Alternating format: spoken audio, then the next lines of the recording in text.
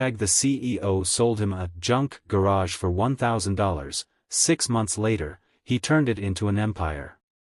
The auctioneer's gavel cracked like a gunshot, and 43-year-old Marcus Webb felt his last shred of dignity crumble into the dust of that abandoned lot. Everyone in the crowd was laughing. Everyone except the man who had just sold him the ugliest, most worthless garage in the entire city for $1,000 he didn't even have. The morning sun blazed over the cracked asphalt as Marcus stood before the collapsing structure, its rusted door hanging by a single hinge, weeds crawling through every seam of concrete. 6 months earlier, he had been a foreman at a steel plant, a man who came home every evening smelling of iron and sweat to a daughter who believed he could fix anything. Then the plant closed. Then his wife's hospital bills arrived. Then the only thing left in his name was a battered pickup truck and a stubborn refusal to let his daughter, Naomi, see him break. Bradley Kessler, the young CEO who'd inherited half the city's real estate from a father he barely respected, had thrown the garage into a charity auction as a joke, a tax write-off wrapped in cruelty. "Consider it a donation to entertainment," he'd said, smirking, as his associates chuckled behind their phones. Marcus had bid on it anyway, because it was the only thing in the auction he could afford, and because something about its broken walls reminded him of himself. If you believe in kindness and second chances, hit that like button, drop a comment below, share this story with someone who needs hope today, and subscribe to Hope and Wisdom, because what happened next will restore your faith in what one determined heart can build from nothing. The first night Marcus swept out that garage, he found something beneath the rotted floorboards, a small workbench, untouched, still holding a set of hand tools that must have belonged to whoever built the place decades ago. He sat there in the dust with his flashlight, running his fingers over the worn wood, and for the first time in months, he felt something other than shame. He felt purpose. Word spread slowly at first. A neighbor named Priya Anand needed her car battery replaced and couldn't afford the dealership price. Marcus fixed it for $20 and a home-cooked meal. Then an elderly widower, Otis Redwine, brought in his ancient lawnmower, certain it was beyond saving. Marcus stayed until midnight coaxing the engine back to life, refusing payment beyond a handshake. Each small kindness rippled outward, and within weeks, people were driving from other neighborhoods just to find the garage guy who treated broken things, and broken people, like they still mattered. But the road was brutal. Marcus slept on a cot in the back room because he couldn't afford both rent and tools. Rain leaked through the roof and rusted his supplies overnight. Twice, he had to choose between buying parts for a customer's car and buying groceries for Naomi, and twice he chose his daughter, working through the night on borrowed time and stubborn hope.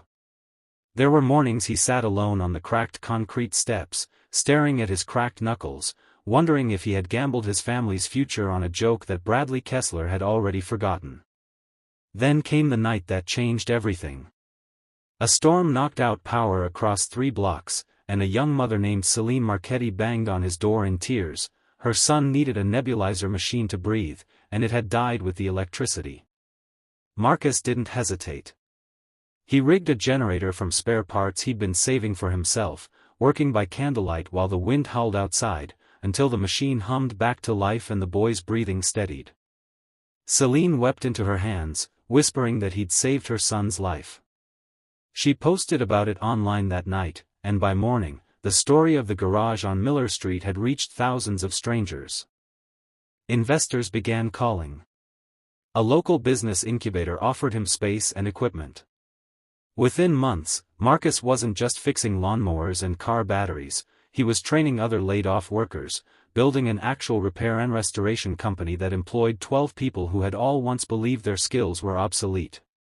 The garage that had been a punchline became Webb Restorations, a name now spoken with respect across the city, its waiting list 3 weeks long. Bradley Kessler, scrolling through his phone one evening, stumbled across a news segment about the thriving business built inside the very garage he'd once mocked. He recognized Marcus's face instantly, the same man he'd humiliated at that auction, and something cold and uncomfortable settled in his chest. He drove there himself the next day, expecting to gloat or perhaps apologize, he wasn't sure which. Instead, he found Marcus teaching a nervous teenager how to rebuild an alternator, patient and warm, treating the boy's mistakes like lessons rather than failures. Bradley stood in the doorway for a long moment, watching a man he'd once dismissed as garbage build something real out of nothing but grit and grace. He didn't say much that day. He simply shook Marcus's hand, quietly wrote a check to sponsor apprenticeships for 5 more struggling workers, and walked out changed. Marcus never asked for the apology.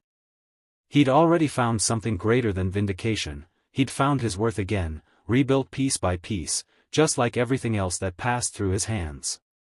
If this story touched your heart even a little, please take a moment to like this video and share it with someone who might need a little hope today. Before we go, drop a comment below and tell us where you're watching from tonight. We read every single one, and your words mean more than you know. Naomi, now 17, often visits the garage after school, watching her father teach others what he once thought he'd lost forever. She says he looks the way he used to before everything fell apart, steady, certain, alive. And every evening, as the sun sinks low behind that once worthless garage, Marcus Webb closes the same door that everyone laughed at 6 months ago, knowing that sometimes the things the world throws away are exactly what's waiting to become something extraordinary.